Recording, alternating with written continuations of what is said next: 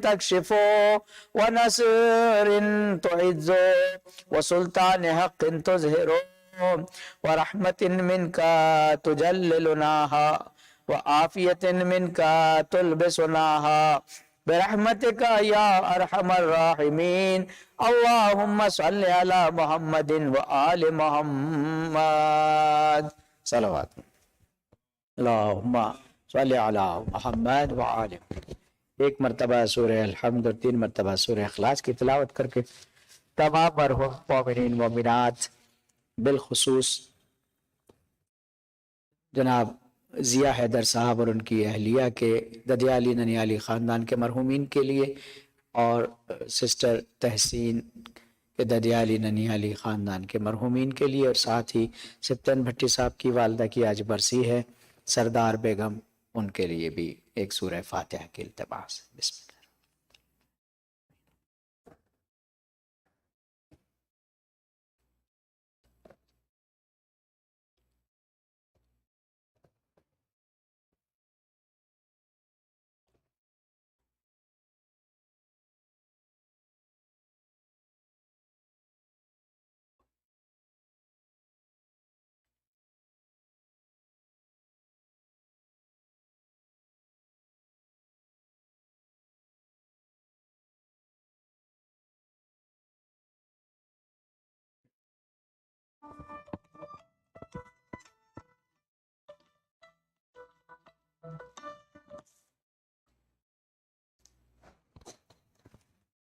ہیلو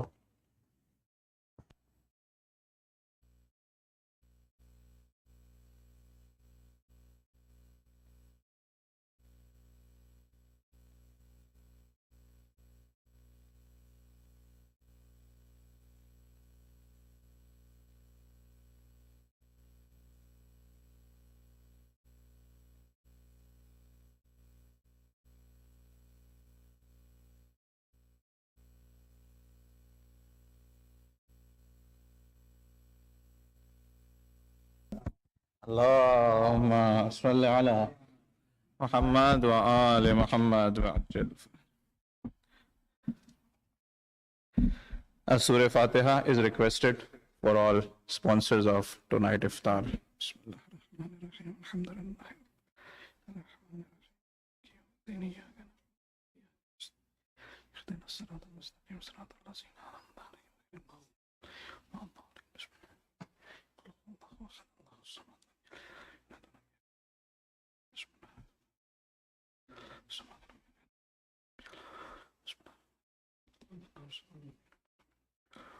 أعوذ بالله من الشيطان الرجيم بسم الله الرحمن الرحيم الحمد لله رب العالمين الصلاة والسلام على أشرف الأنبياء والمرسلين سيدنا ونبينا ومولانا بالقاسم مصطفى محمد اللهم محمد وآل محمد وأهل بيته الطيبين الطاهرين المعصومين الذين أذهب الله عنهم الرجس وطهرهم تطهيرا اللهم صل على محمد وآل محمد وعجل فرجهم.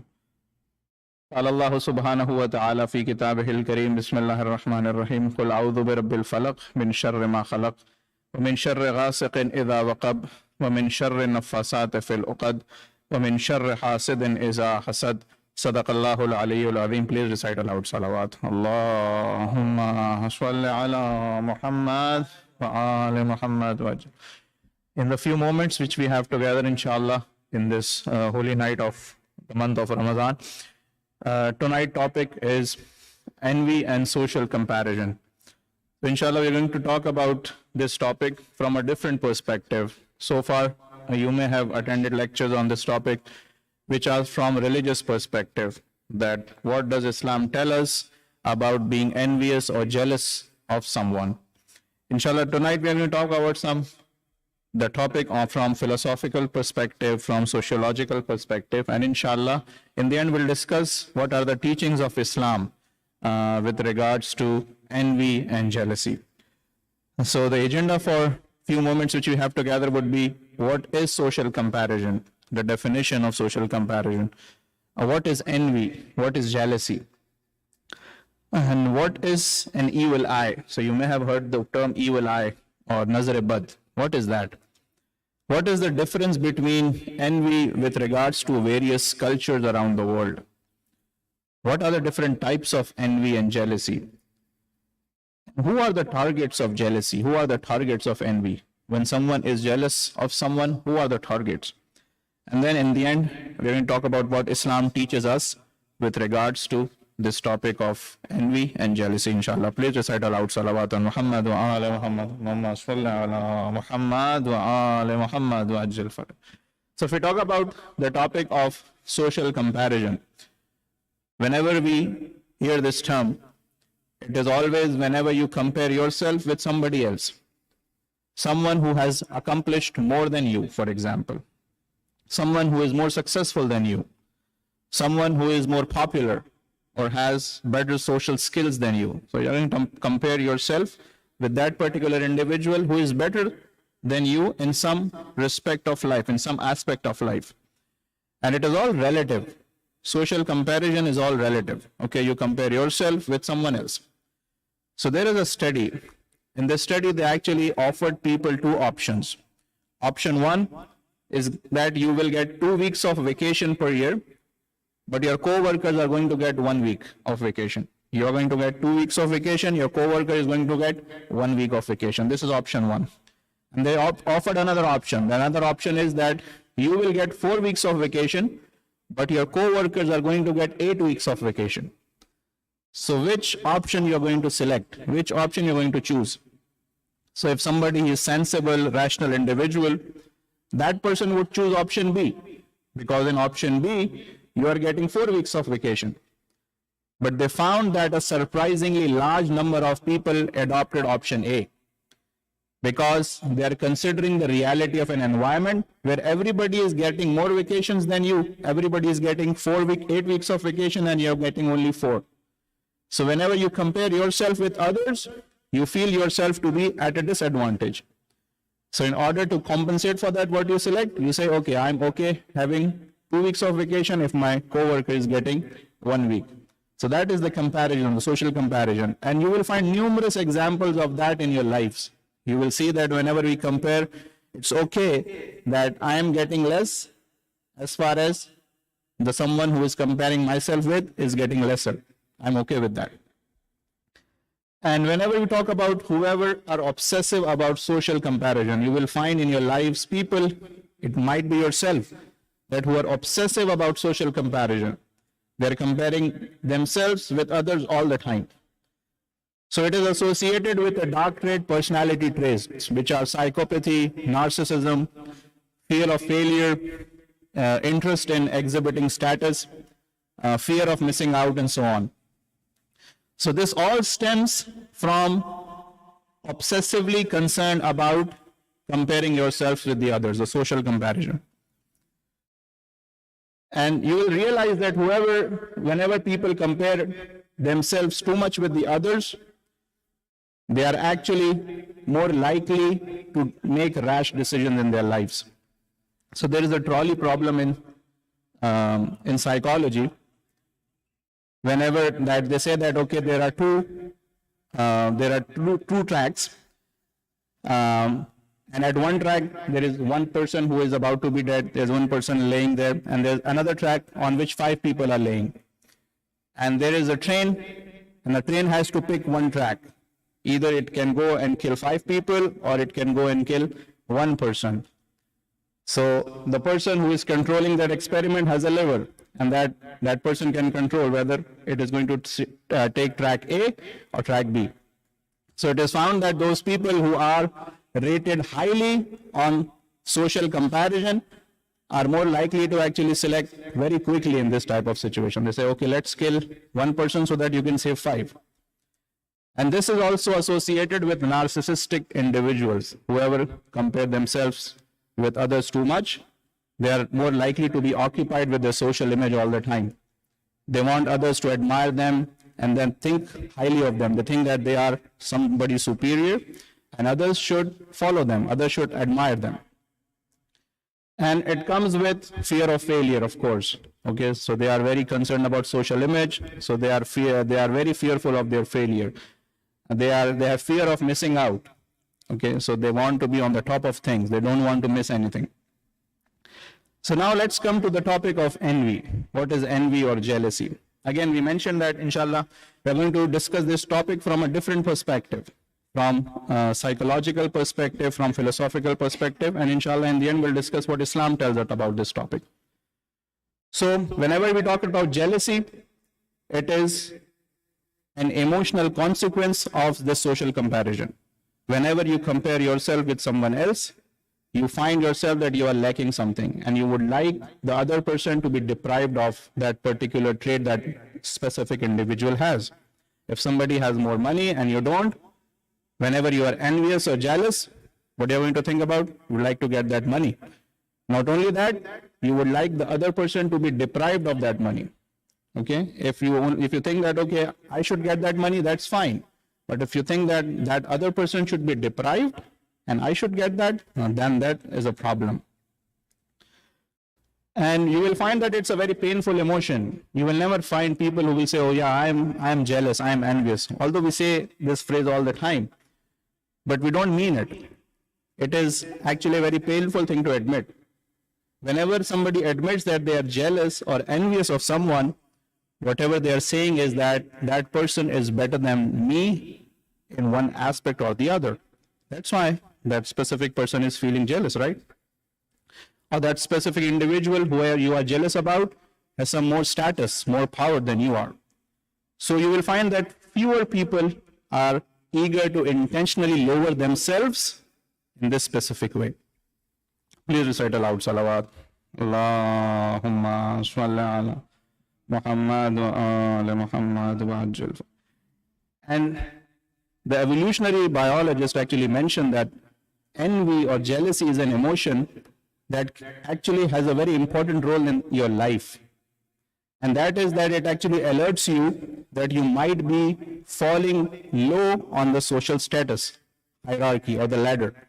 Okay, so if you are falling too low, then there's a problem. You should adjust yourself. But that does not mean that you should harm someone. Okay, you should try to improve your life, but that should not come at the expense of someone else. So at its core, envy is born out of a perceived danger of losing status or power. And you may have seen numerous examples that whenever at a workplace or at a school somebody is more successful, people generally congratulate them. They say, okay, you did great, mashallah, congratulations, and so on. But at the same time, you will find people who talk about that same particular individual who they were congratulating. They used to say that he did not deserve that. He's not that smart, you know. He got good luck and so on, right? So we try to justify other people's success. At the face of it, they are congratulating him. But behind their backs, they are trying to actually sabotage in one way or the other. Or they are not very happy about it. There's a term used in New Zealand and Australia. It is known as tall poppy syndrome. Tall poppy syndrome means whenever a poppy seed or poppy flower or a flower of any kind becomes too high, it is generally cut down. So it says that whenever a person flies too high, now there is a problem. Now that person will have a lot of people who are jealous about his success. So it is important that you should keep yourself in check. There is also a metaphor about crabs. So if you've seen maybe a bucket which is full of crabs, you will see that whenever a crab wants to come out of that bucket, the other crab is going to pull it down and so on. So now no crab is going to escape that bucket because all the other crabs which are present in the bucket do not want that. They want all the crabs to be confined in that bucket, and they don't want the other crabs to be successful in getting out of the bucket. So they mentioned that it's very important that people should conceal their talents. You should not show off too much. Okay, you should not say that, okay, I have this, that, and you should not be like too boastful about it. Be humble. And there's a story they mentioned that there was Please recite aloud salawat. Allahumma salli ala Muhammad wa ali Muhammad. At the court of an emperor, there was a minister, and that minister was a very talented poet, a writer, scientist, entrepreneur. He was very successful. And after some days, he fell from the grace of the emperor, and he was actually executed. So now when he was waiting for his execution, he was thinking that, what did I do wrong? I was good with everyone. Okay, I try to make friends, I try to show everybody my skills and stuff like that, that I'm very talented, I'm very skillful. But he didn't realize that that exactly was the reason for his downfall, because he was showing it off too much. And whenever you show off too much, there are a lot of people who do not want you to be successful. Please recite aloud salawat. Allahumma salli ala Muhammad wa ali Muhammad. And they also mention in the society of hunter-gatherers. So if you go in a society of, like in Africa or South America, which is away from, technology, the society of hunter-gatherers. So they have very community, they have a hierarchy which is reverse pyramid hierarchy. What does it mean? It means like whenever a person kills an animal for hunting, they used to swap their arrows. They say, okay, I kill it, now you kill it. Now the third person takes the same arrow. Fourth person takes the same arrow. And he gets that arrow and distributes the meat to the family. So no single individual would think that they are the reason of the successful hunting. So they would distribute the credit to all the people who are present in the tribe. Because they think that, okay, if we give a single person too much credit, then what is going to happen? He would come to think for himself that he is a chief or a big man, or he would think too high of himself. And we cannot accept that. So we refuse anyone who boasts for his success and his pride. And so that we always downplay his success. We always say that this person has not done anything, the meat you have brought is useless. They would used to downplay his success. Inshallah, please recite aloud salawat. Allahumma salli ala Muhammad wa ali Muhammad wa ajal faraj.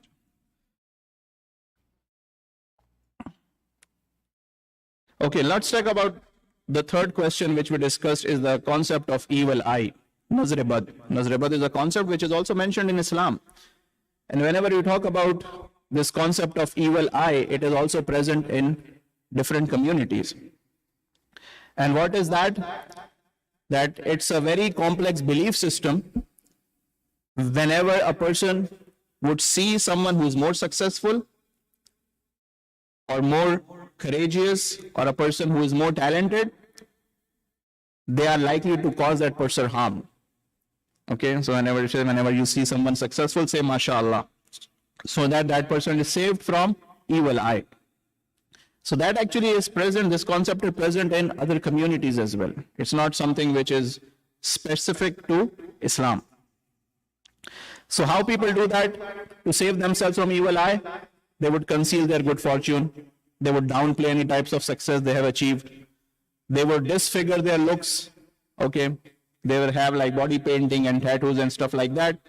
And you will realize in this society of ours, we see a lot of individual young people are going for tattoos. So one explanation for that, it might be very far-fetched, but one explanation for that can be that those people want to save themselves from evil eye. They want to disfigure their body. They want to actually have something which is very, ugly sometimes in some instances. Like some people have like whole body tattoos and stuff like that. So they would go to that extreme to make themselves less vulnerable to evil eye. As I Okay, so this is an advanced feature or a very advanced way of actually having that, as he's mentioning. Please recite aloud salawat. Allahumma salli ala Muhammad wa ala Muhammad. So now let's talk about how this envy and jealousy plays out in different societies. So in the United States or in the Western world, you may have heard about the show, seen the show, which is Who Wants to Be a Millionaire. In that show, there is a lifeline which is asked the audience. In that lifeline, it is found that in the United States, whenever they ask the audience, it's highly likely that people are going to help you. That's what it happens, right? You ask the audience, and audience think this is the right answer, and then the person actually gets that and he wins. However, in Russia, they have found that the participants are less likely to use that lifeline of ask the audience. Why is the case? Because they are more likely to get the wrong answer. Because there are a lot of people sitting in the audience who are jealous about the success of the individual who is actually participating. It can be attributed to the relic of communism and so on, you know.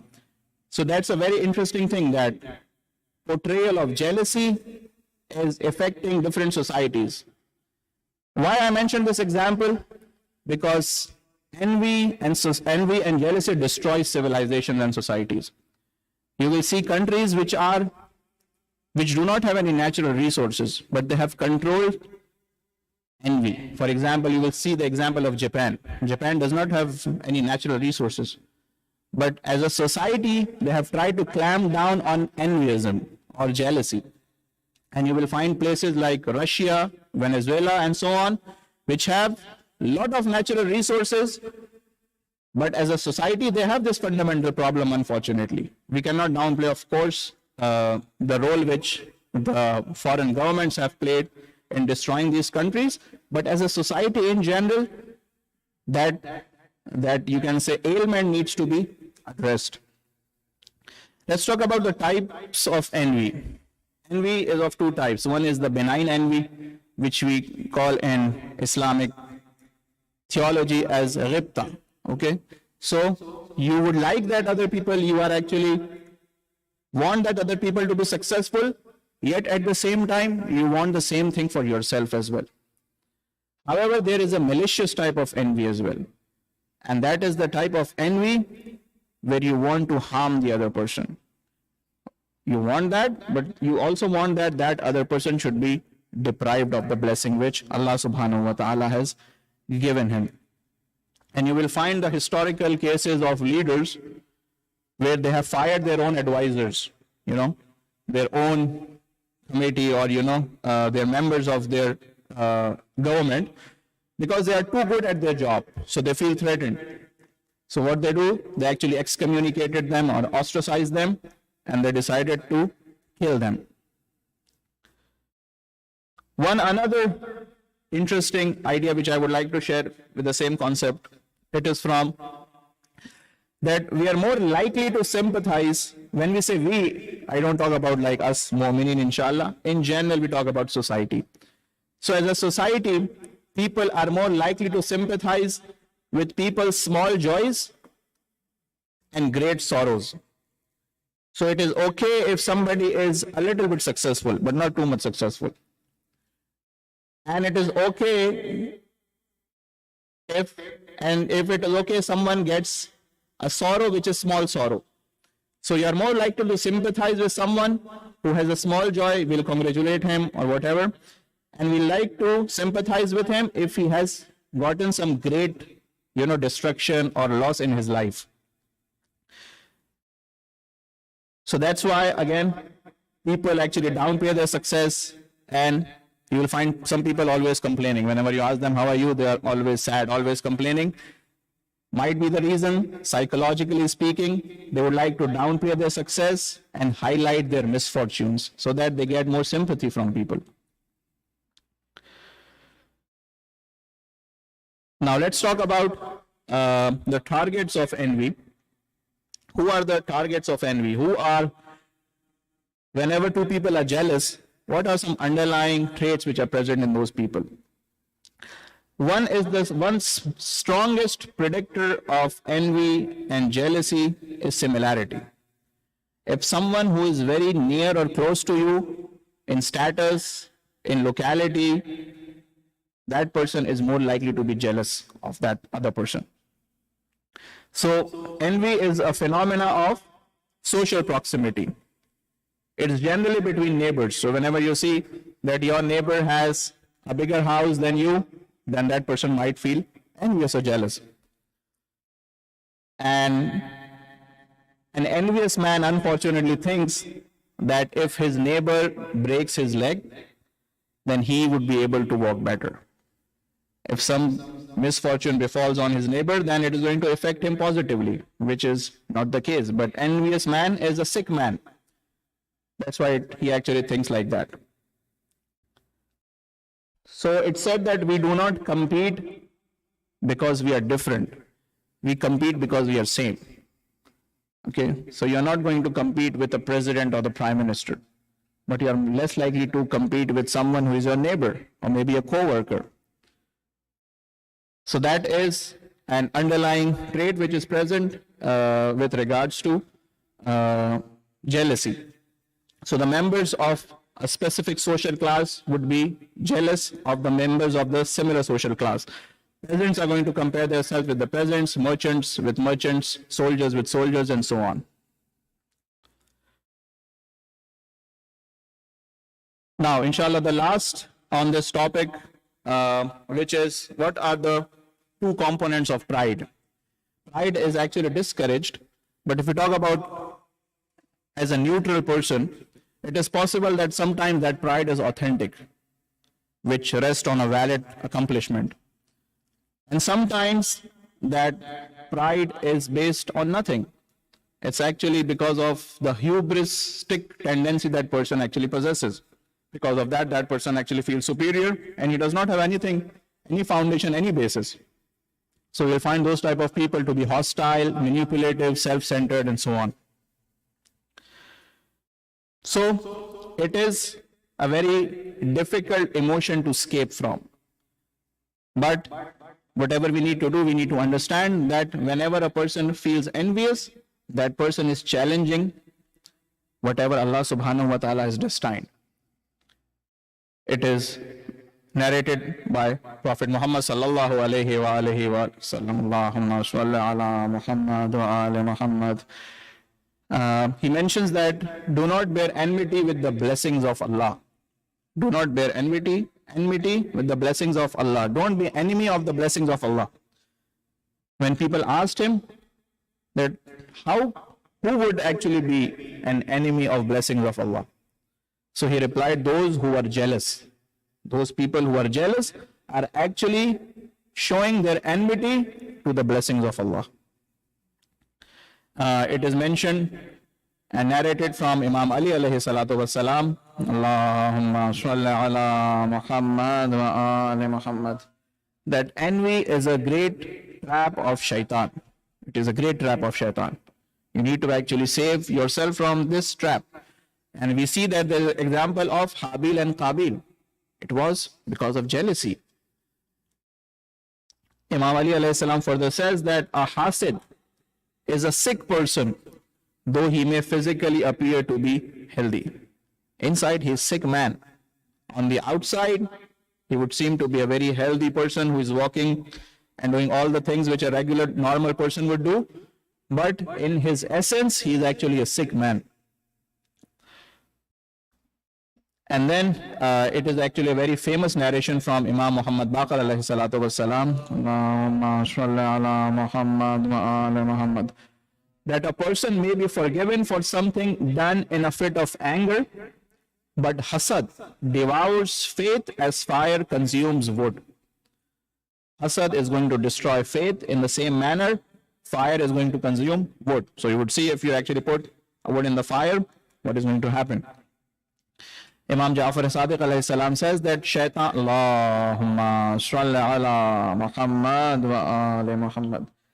Imam is mentioning that shaitan says to his soldiers. So shaitan has an army, shaitan has a soldier. He does not operate, solo. He says to his soldiers that instill hasad and disobedience of Allah among Bani Adam, as they are equal to shirk in the eyes of Allah. Two things, disobedience of Allah and hasad. They are equivalent to shirk. Imam Ja'far Sadiq alayhi salatu wa salam, Allahumma salli ala Muhammad wa ali Muhammad. Now, there is a question that how can we find that, what is the signs of a person who is a hasid? In this particular narration, Imam alayhi salam is mentioning that what are the signs of a person who is jealous? Imam says that Luqman said to his son that there are three signs of a jealous person. There are three signs of a hasid man. Number one, he is a backbiter at the back. He's backbiting. If you're not present, he's backbiting behind you. He is flatterer in the front. He will praise you, flatter you at your face. And he is happy when a misfortune befalls on you. So he would feel happy. Okay, and sometimes he will not outwardly show happiness, but in his heart he would feel that this is something good that had happened.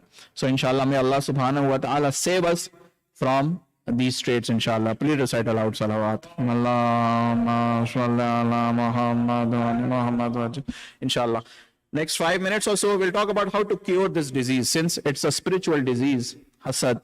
How to cure this disease in the sayings of our Ma'asumin alayhi salatu wassalam.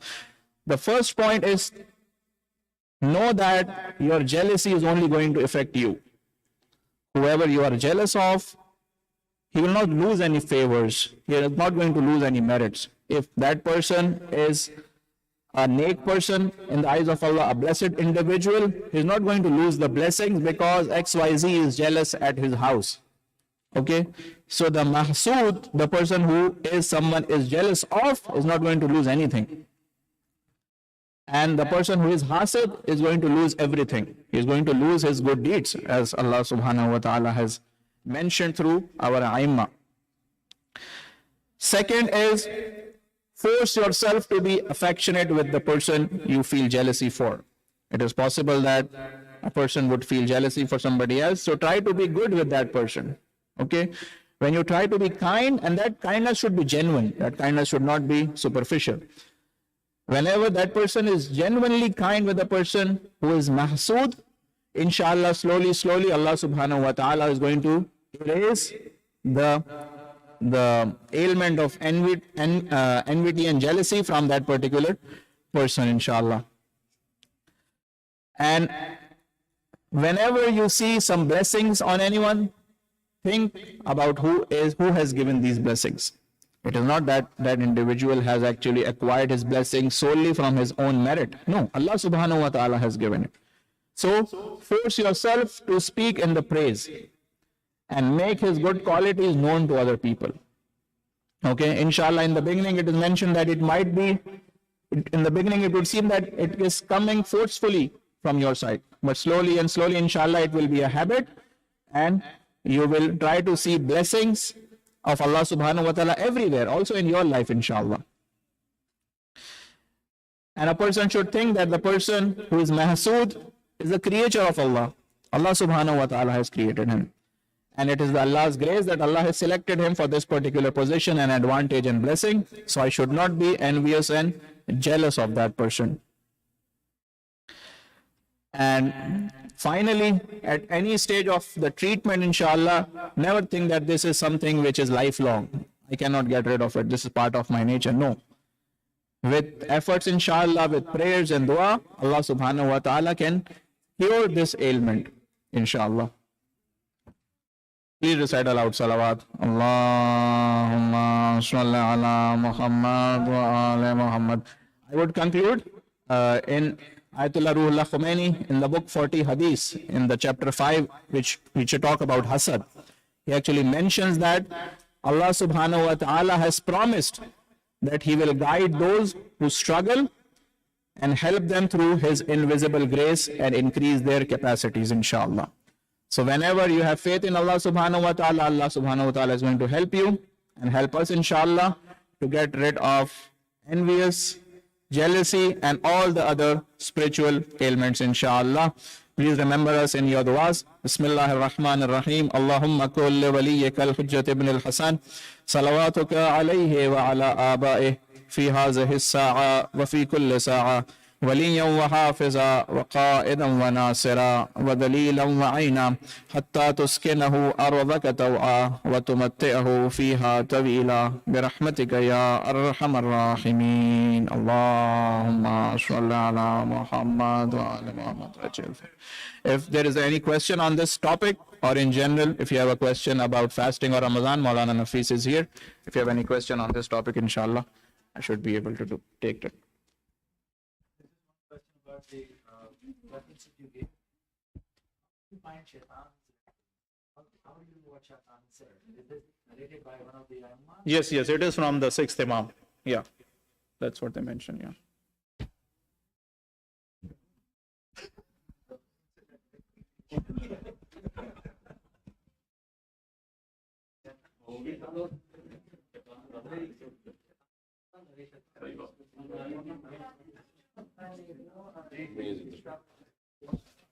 पानी रखा कि आप क्या करोगे फिर आप जाए छोड़ दो हम रख लेते हैं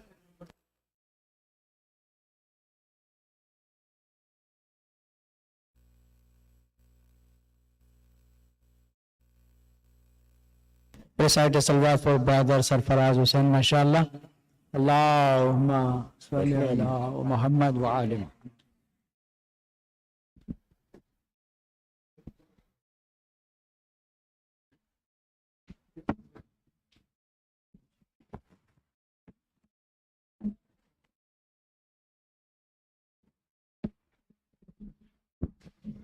पाँच सात मिनट है तो चौथे पारे के सिलसिले में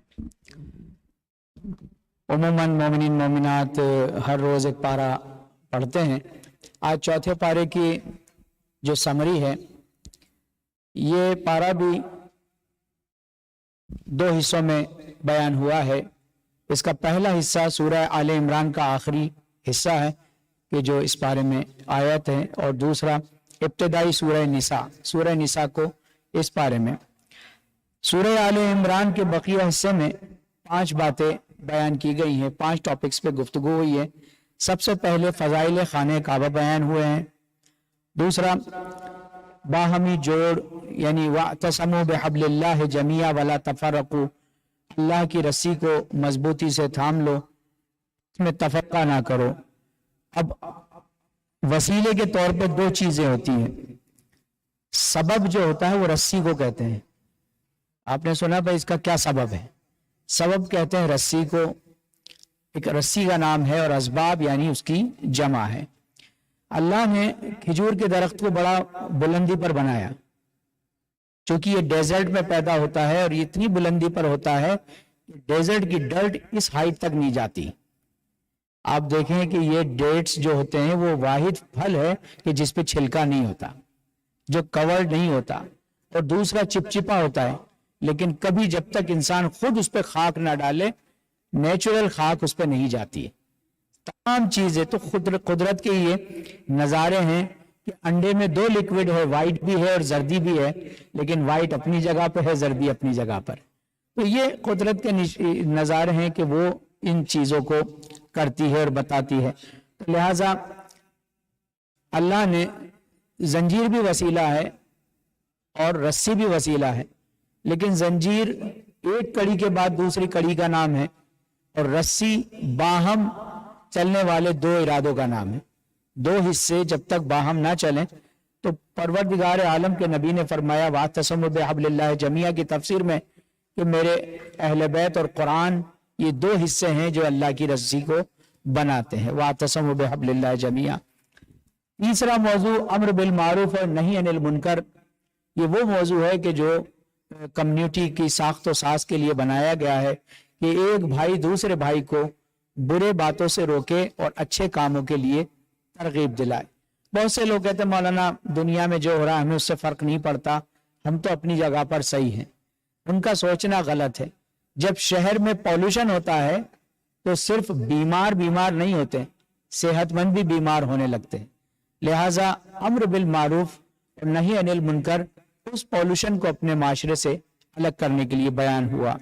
इसके अलावा 3 गज़वात को, जंग बद्र को, जंग अहद को, और इसमें बयान किया गया है। 3 जंगों का बयान होना और कामयाबी के 4 रास्ते इस पारे में बयान हुए हैं। सलवात पढ़े मोहम्मद वाले।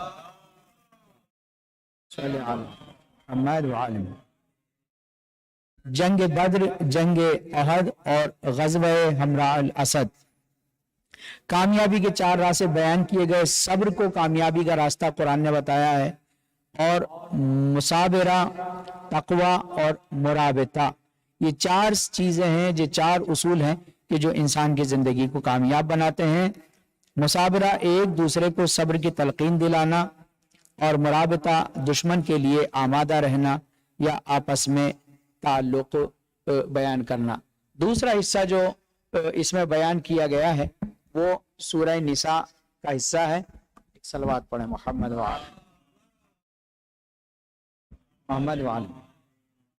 सूरह निसा में फिर 4 मौजुआत पर अवाइली सूरह में गुफ्तगू हुई है। पहला, यतीमों के हक को ना खाओ, यतीमों के माल में अपने माल को मिलाकर ना खाओ। दूसरा, ताअद्दुद अज़वाज यानी एक से ज्यादा शादी के शराइत बयान किए गए हैं। तीसरा, मीरास औलाद, माँ बाप, बीवी, कलाला के हिस्सों को बयान किया गया है, और इस कैद के साथ कि पहली वसीयत अदा कर दी जाए। अगर कोई वसीयत करने वाला पहले से किसी चीज को किसी को हिस्सा ज्यादा दे देता है तो वो अलग बात है, लेकिन अगर वसीयत नहीं करता है तो फिर जो तरीका शरीयत ने बताया है उस चीज से। वसीयत में भी अल्लाह ने मरने वाले को यानी मौसी को जो इजाजत दी है वो 1/3 की दी है। अपनी 1/3 प्रॉपर्टी में से ही वो किसी को वसीयत कर सकता है कि मेरी मस्जिद बनवा दी जाए मेरे नाम से, इमाम बारगाह बना दिया जाए, मेरे भतीजे को, भांजे को, जिस भी दोस्त को वो देना चाहता है तो वो 1/3 से ज्यादा नहीं दे सकता। तीसरा, महरम खवातीन के सिलसिले में बयान कि माएँ, बेटियां, बहनें, फूफियां, खालाएं, भतीजियां, भांजियां, रजाई माएँ, रजाई बहनें, सास और सौतेली बेटियां और बहुएं, इनको महरम की कैटेगरी में अल्लाह सुब्हानहू तआला ने रखा है। महरम वो खवातीन होती हैं जिनसे निकाह नहीं हो सकता। एक सीधी सी सिंपल सी वो है, वालेकुम सलाम, कि वो महरम, वो खवातीन महरम हैं कि जो जिनसे निकाह नहीं हो सकता है। और यही वजह है कि इमाम मूसा काज़िम अलैहिस्सलातु वस्सलाम ने अल्लाहुम्मा सल्ली अला मुहम्मद व आले मुहम्मद जब ये कहा था, मामून से ये कहा था कि तुम क्या जानते हो, इमाम मूसा काज़िम ने हारून रशीद से यही कहा था कि अच्छा तुम ये बात कहते हो कि हम कैसे रसूल के खानदान वाले बन गए, हम भी तो उनके चचा के रिश्तेदार होते हैं। तो आपने फरमाया कि अगर रसूल अल्लाह आ जाएं और तुमसे तुम्हारी बेटी का हाथ मांगे तो क्या दे दोगे? तो कहा कि रसूल को कौन अपनी बेटी नहीं देगा। इमाम ने फरमाया मैं नहीं दूंगा, ना वो मांगेंगे और ना मैं दूंगा, चूंकि रसूल, मेरी बेटियां रसूल की जो है महरम हैं और तुम्हारी बेटियां रसूल की ना महरम हैं। यही एक बहुत बड़ा फर्क है जो हमने नहीं, शरीयत ने तुम्हारे लिए अल्लाह के कानून ने रखा है। तो खुदावंद मन्नान हम सबको तौफीक इनायत फरमाए कि इंशाअल्लाह जो है बहुत स्मूथ प्रोग्राम आपके जरिए चल रहा है, और ये और स्मूथ हो सकता है अगर आप ऑन टाइम आ जाएं। तो अब 7 बजे, 6:30 से हमने 7 बजे कर दिया है, तो अगर आप नहीं माने तो फिर मगरिब के बाद प्रोग्राम करना। और ये नफी साहब की एडवाइस है कि आप मगरिब के बाद कर दें, तो 2 मिनट होंगे, हो गया टाइम पर मोहम्मद व आले मोहम्मद सलवत मेहदी।